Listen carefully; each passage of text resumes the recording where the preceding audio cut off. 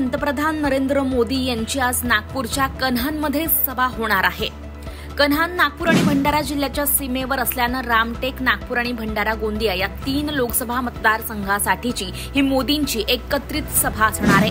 आपण ही दृश्य पाहतोय। कन्हानमधील ब्रुकबॉर्न या बंद पडलेल्या चहा कंपनीच्या 18 एकराच्या आवारात ही सभा आयोजित करण्यात आलेली आहे।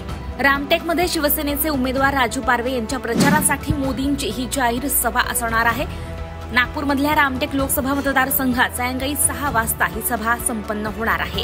आजच्या एकाच सभेतून पंतप्रधान मोदी रामटेक, नागपूर आणि भंडारा गोंदिया या 3 लोकसभा मतदारसंघातील जनतेसोबत संवाद साधणार आहेत। मोदींची ही सभा 3 लोकसभा मतदारसंघांच्या उमेदवारांसाठी आहे। नागपूरमधून केंद्रीय मंत्री नितीन गडकरी निवडणुकीच्या रिंगणात आहे, तर भंडारा गोंदियातून सुनील मेंढे यांना भाजपने उमेदवारी दिली आहे, तर तिकडे रामटेक मतदारसंघ शिवसेनेच्या वाट्याला गेलाय। इकडून राजू पारवे यांना मुख्यमंत्री शिंदे यांनी उमेदवारी दिलेली आहे। त्यामुळे पारवे यांच्या प्रचारासाठी ही सभा या ठिकाणी घेण्यात येत आहे।